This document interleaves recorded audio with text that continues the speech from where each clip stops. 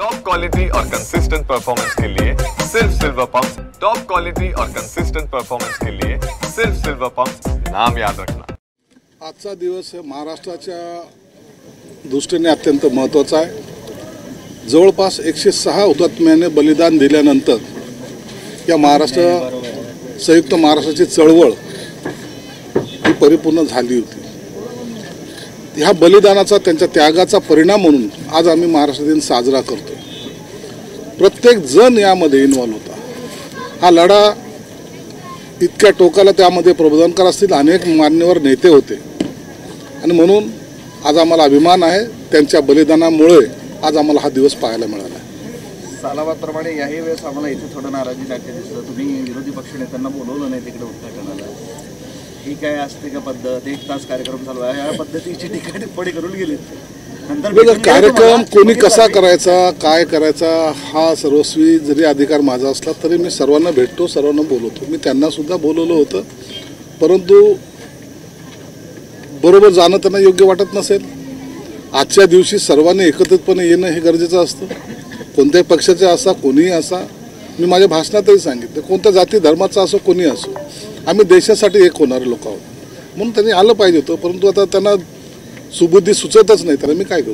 तुमच्या सरकारला 100 दिवस पूर्ण झाले। ते 100 दिवस फसवणुकीचे, भ्रष्टाचाराचे, महाराष्ट्र उद्ध्वस्त करण्याचे वगैरे वगैरे असे सगळे होते, अशी टीका होते। काँग्रेस करते, बजाज दानवेंनी पण केली आहे। त्यांना ते दिसत नाही ना, त्यांनी सर्व त्यांना चुकीचंच न दिसतंय। कावेळ झालेल्या लोकांबद्दल काय अपेक्षा करायच्या?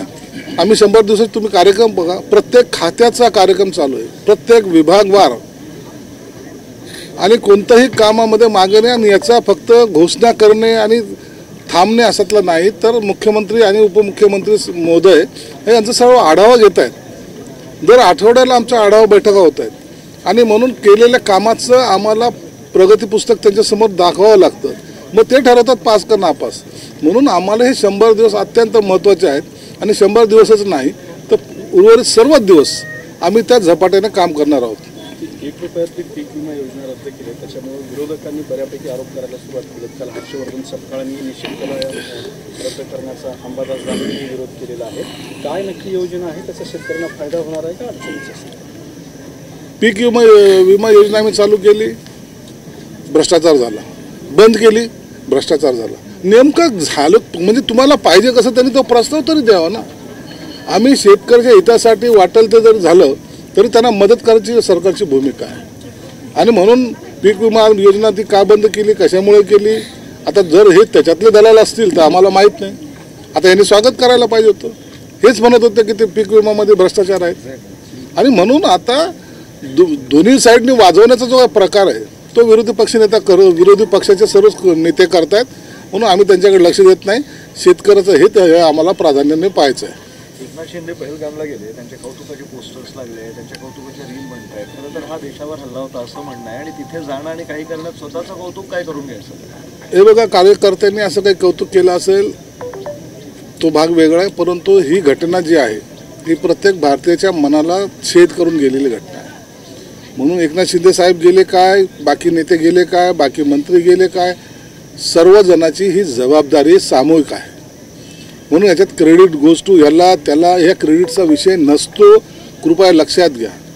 आपल्या भारतीयांवर अतिरेकीने केलेला हल्ला हा आपल्याला त्याला पलटवायचा कसा नाही आणि हिंमत द्यायची, आपल्या लोकांना हिंमत देणे। आता तुम्ही पहलगाममध्ये पाहत असाल, काही लोकांची अशी धारणा होते की पहलगाममध्ये आता लोक जाणार नाही, परंतु डबल स्पीडने लोक आता पहलगाममध्ये जायला लागलेले आहेत। म्हणजे पुन्हा मग ते सांगतायत, आव्हान देतात, या आम्ही आहोत इथे। म्हणून आता पर्यटकाची वाढ झालेली, कमी झालेले नाहीत। म्हणून हे हिंमत द्यायचं काम प्रत्येक नेत्याचं असतं।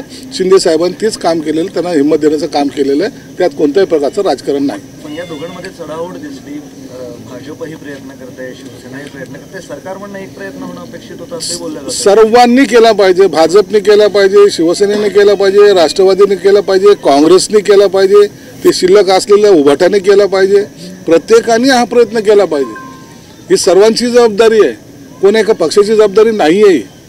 म्हणून कोणी केला कोणी करू नये असातला काही भाग नाही, प्रत्येकाने यामध्ये आपला सहभाग दाखवला पाहिजे। मी लंडनला गेला होता, काय काय बघितलं तिकडे बाबासाहेबांच्या स्मारकाला भेट दिली एकंदरीत दौऱ्याबद्दल सांगा. हे बघा, लंडनला माझ्या डिपार्टमेंटचा कॉन्फरन्स होती, गेल्याही वर्षी होती, याही वर्षी होती. त्या कॉन्फरन्सला गेलो होतो. जे आपले विद्यार्थी तर शिकत आहेत त्यांना एक तर प्रोत्साहित करणं हा एक भाग होता. पुन्हा त्यांनी जे काही लेख किंवा त्यांनी जे काही सबमिशन केलेले आहेत त्या सबमिशनचा तो दिवस होता.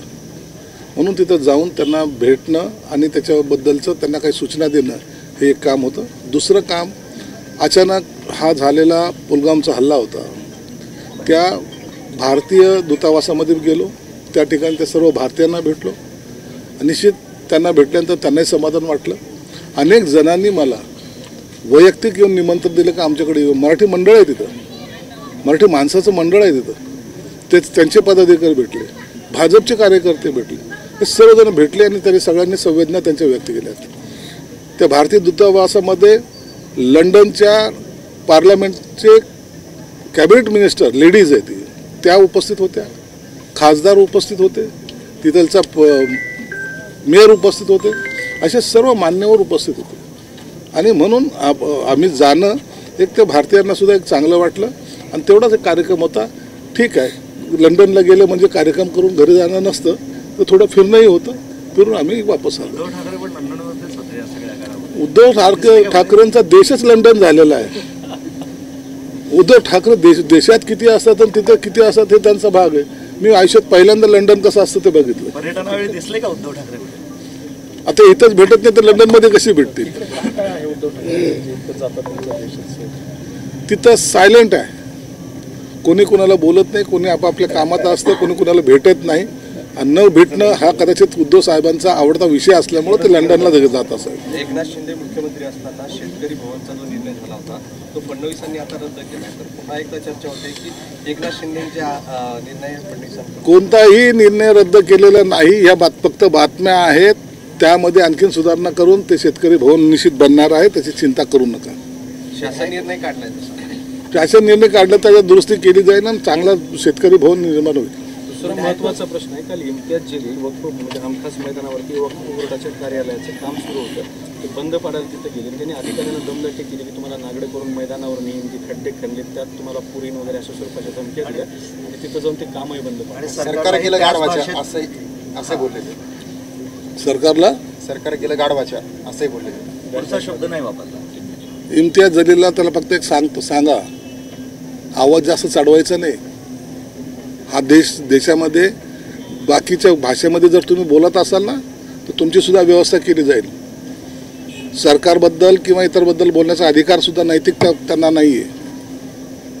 जे झकमारी तुम्ही केलीत ना, जे खड्डे तुम्ही खोदलेत ना, त्यात तुम्हालाच पुरायचा वेळ आलेली आहे. म्हणून नादा लागू नका, चांगल्या कामाच्या आडी येऊ नका. सहकार्य करता येत नसेल तर गपचूप घरी बसा. लोकांनी तुम्हाला घरी बसवण्यासाठी पण निवांत टाईम दिलेला आहे. त्यांचा आरोप असा आहे की हमखास मैदान खेळासाठीचं आहे, तेवढं एकमेव मैदान आहे. तिथं स्टेडियम उभारायचं तर तिथं 3-3 ऑफिसेस उभारले जातात.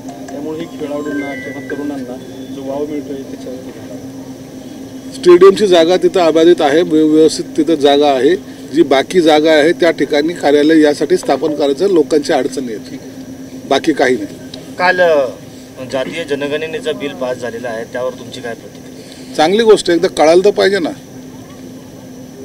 सर्व जाती धर्माच्या लोकांच्या बद्दलचं जे काही दुमत विरोधक आहे, विरोधाभास जो आहे तो एकदा क्लिअर होईल, सर्वांना कळेल. जातीनिहाय जरी झाली तरी लक्षात येईल की आपल्याला रिझर्वेशन देताना किंवा कुणाला सवलती देताना किंवा काही करताना काय काय अडचणी येतात त्याच्याबद्दल थोडं सपोर्टिंग राहील.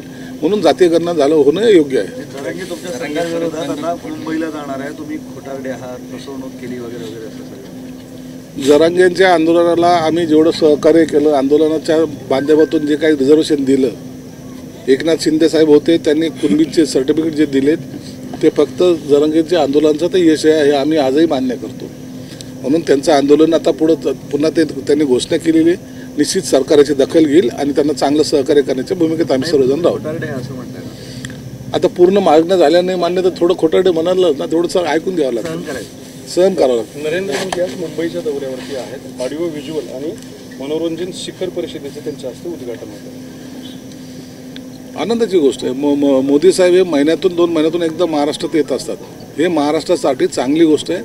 महाराष्ट्रामध्ये जेवढी गुंतवणूक होते त्यामुळं त्यांनाही वाटतं की महाराष्ट्र हा प्रगत होत चाललेला आहे, त्यांना सहकार्य करावं म्हणून मोदी साहेब असतील, अमित शहा साहेब असतील किंवा इतर नेते जे असतात ते महाराष्ट्राकडे लक्ष ठेवून असतात आणि आम्ही त्याच गतीने काम करतो. जितेंद्र आव्हाडांचं म्हणणं आहे की जात जनगणनेची जी काही सध्या सुरुवात झालेली आहे तर ते म्हणतात की ही मागणी विरोधकांनी केली होती, त्यामुळे हे विरोधकांच्या लढ्याला आलेले यश आहे. आम्ही त्यांचा सत्कार करू, तुमची मागणी पण पुरी आम्ही केली. 65 वर्ष तुम्ही जे काय टाळ वाजवत बसले होते ते जे तुमच्याकडून जमलं नाही ते या सरकारने केलं, म्हणून आमचं अभिनंदन करण्यापेक्षा आम्ही त्यांचं अभिनंदन करू. शहाजी बापू आहेत ते म्हणतात की मी निवडून आलो असतो तर एकनाथ शिंदे हे मुख्यमंत्री झाले असते. प्रत्येकाचे वेगवेगळे मतं असतात.